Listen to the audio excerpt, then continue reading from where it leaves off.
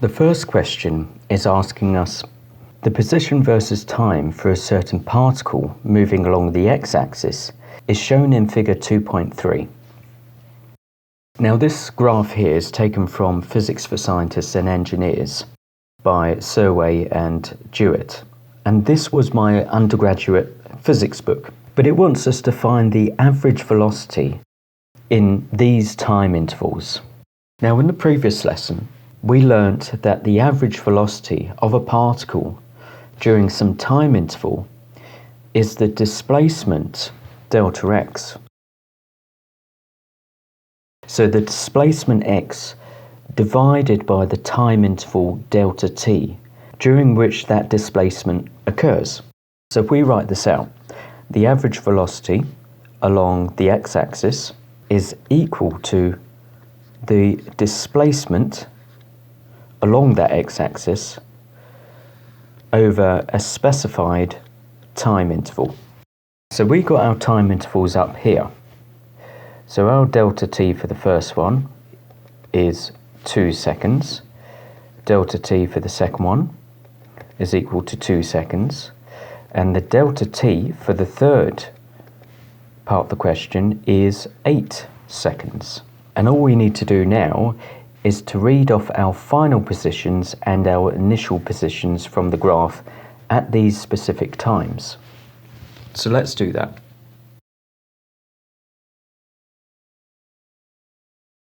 So part A, delta V x is equal to the final position, which is 10 meters, minus the initial position, which is 0 meters, divided by 2 seconds, and we get 5 meters per second. And because average velocity is a vector quantity, the sign is important here. So positive signifies a gradient that increases over time. Part B, we got a slightly different situation. We got the same time interval, but we have a negative gradient where the gradient decreases over time. And that suggests that the particle is moving in the negative x direction over that time period. So we've still got a delta t of 2, but our final position is smaller than our initial position up here. So our final position is 5 minus initial position 10, and this equals minus 5 over 2, or minus 2.5 meters per second. And you'll notice that because the magnitude is smaller, the gradient is less steep than part A of the question. So we've got a steeper gradient from 0 to 2 seconds and a more shallow gradient from 2 to 4 seconds. And the particle's direction has flipped. So lastly, part C of the problem. Our average velocity is equal to our final position, which is 0, minus the initial position, which is 0, divided by 8 seconds. Now this equals 0. And again, as I explained in the previous lesson, the average velocity is not the same as the average speed. Average speed is equal to the total distance travelled divided by the total time. And this is a scalar quantity. It's not dependent on the sign or the direction of the particle. So if I were to work out the average speed for part C over the 8 seconds, I would have to add up the total distance that the particle travelled in that 8 seconds. So in the first 2 seconds, it travelled 10 meters up here, 10, plus, then it moved in the negative x direction by 5, but because the sign doesn't matter, we just simply add that distance. Then we're not moving at all. Then we go from positive 5 to negative 5, and the difference there is 10 meters. So we add a 10, and then we move in the positive x direction by a distance of positive 5. So our total distance over the 8 seconds is 20, 30. And that's 30 over 8. And the average speed is 3.75 meters per second.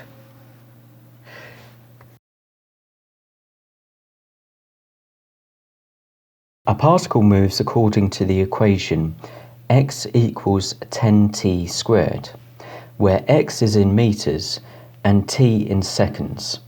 Find the average velocity for the time interval from 2 seconds to 3 seconds. Now this question is actually a lot easier than it looks. We have a quadratic equation here, and this is not necessary to answer the question, but we could draw a graph of this polynomial equation here, where x would be on the vertical axis and on the horizontal axis would have time in seconds. And this would create a line that looks something like this. Now we'll see this type of position time graph in future questions. But this is the type of motion a particle would take when the acceleration is constant. So if you think of a freely falling object, if you drop a coin from the top of the Empire State Building, for example, the coin initially would have a low velocity, which is signified by the low gradient here, because the gradient on a position time graph is the velocity of this particular particle. But as time goes on, the coin will pick up speed, so the gradient would increase. But if we get back to the question, we've got a particle that moves according to this equation. All we need to do is create a table of values for t and x. So if I have time on the top here in seconds, we're interested in 2 seconds and 3 seconds, and this is our table here. But we're also interested in the value of x, and the position of our particle is dictated by this equation here. So we can plug in the values of time into this equation to find the value of x. So 2 squared is 4, times 10 is 40. So we got a position of 40 meters at 2 seconds. At 3 seconds, 3 squared is 9, times 10 is 90. So at 3 seconds, we've got 90 meters. So the average velocity, again, is shown by this equation, which is the displacement over the change in time. So our final value at 3 seconds is 90 meters. That's but our initial position is 40 meters. So we minus by 40. And our time difference between these two distances is 1 second. This is equal to 50 divided by 1. Or in other words, our average velocity is 50 meters per second in the positive x direction. Okay, so third and final question. A person walks at a constant speed of 5 meters per second along a straight line from point A to point B, and then back along the line from B to A at a constant speed of 3 meters per second. What is there? A, average speed over the entire trip, and B, average velocity over the entire trip. So this question is actually quite tricky, and we're going to need to take this step by step. So we have a one-dimensional line with the first point being A and the second point being B. But we don't know the distance between point A and point B. So at the moment, the best we can do is assign it a variable, and we'll call that variable D. We do know though that we're moving from A to B at 5 meters per second. So we have a velocity and a direction. And we're moving backwards from B to A at a slower pace of 3 meters per second. So because our speeds between these 2 points are different, we can assume that the time it takes to get from point A to point B is different to getting from point B back to point A. So we've got 2 different times here. And again, we don't know the times, not yet. So let's say that moving from A to B at 5 meters per second is represented by a t with a subscript of 1. So that's moving from A to B. Moving from B back to A has a time, let's say, of t2. Now t1 and t2, they're not equal to one another. We can see this because our speeds are different. Our t1 going from A to B is going to be shorter than going from B to A because we're moving faster going in this direction. But we do know what our average velocity is. In the previous lesson, we learnt that an average velocity along a straight line is the displacement over the change in time. So let's assume for a second that this line lies across an x-axis and our positive direction moves from A to B. Now this is our choice. We could quite easily say that moving from B to A moves in the positive x direction.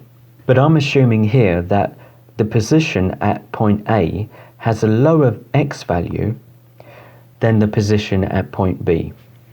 So we've assigned this direction as our positive x direction. Now our velocity here is a vector, so it has a direction.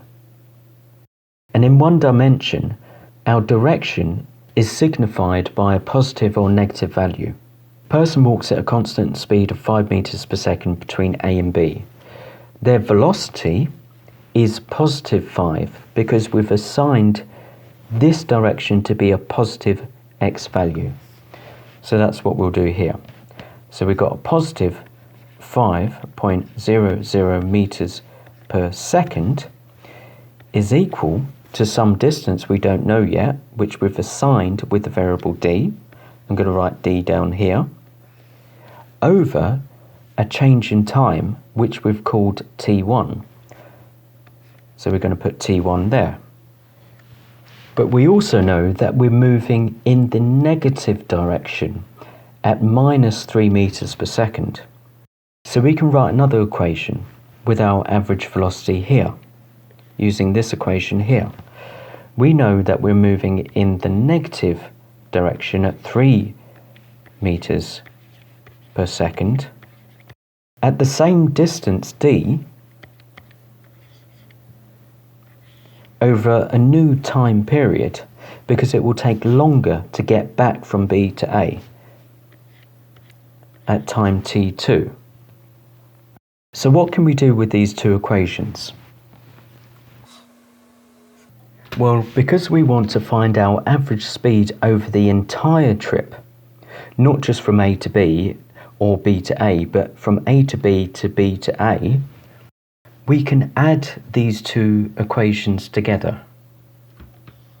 And what's this look like? So effectively, what we're saying is we want the average velocity over the entire trip. That will be part B of the question, but it also works for speed here, which is the total distance over the total time. And this total distance is 2d, or d plus d.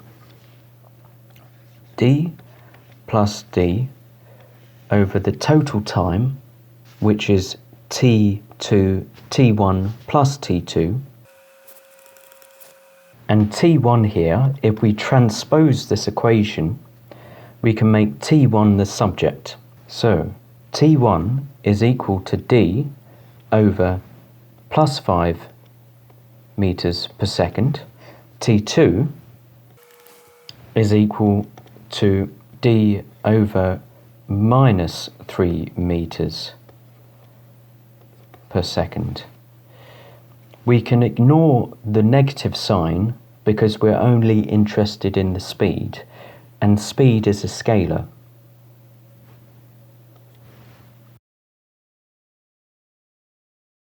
Now at the bottom here, we've got a fraction that we need to add together. So we need to simplify this denominator first to make our lives a bit easier. So when we're adding fractions together, we need to find the lowest common multiple of these two numbers, 5 and 3. So if we multiply out 3 and 5, 3, 6, 9, 12, 15, and 5, 10, 15, this is the lowest common multiple, because these two values can divide evenly into this number without leaving a remainder. So we have 3d at the top with 15 at the bottom, and all we've done here is multiplied this fraction by a value of 3 to ensure that the denominator here equals 15. Likewise, we're going to have to multiply this fraction here by a value of 5 to ensure that this denominator at the bottom here equates to 15, but the numerator at the top will equal 5. So we've got plus 5d here equals 15. And now we can add these two fractions together quite easily, just by adding the components at the top here. So we have 8d over 15. And with this, we can multiply by the reciprocal when we're dividing twice like this. So what we have here is 2d divided by 8d over 15. And if we take the reciprocal, we can do 2d multiplied by 15 over 8d. The d's cancel out, leaving us with 2 times 15 divided by 8, which is equal to 3.75 meters per second. And just to note here, this should not be a vector, it's a scalar. This is the speed rather than the velocity. Okay, so what about the average velocity over the entire trip? Well, this is actually counterintuitive, but the average velocity is 0. And that's because the person starts and ends at the same place along this straight line. So if you remember, this is the average velocity, or this equation gives us the average velocity, which is a vector. Our average velocity is equal to our final position, which is A, and let's assume A is at 0, minus our initial position, which is also A, so minus 0, and we divide that by the time. We don't know the time, but that doesn't matter because we have a 0 in the numerator. So we've got a value of 0 meters per second.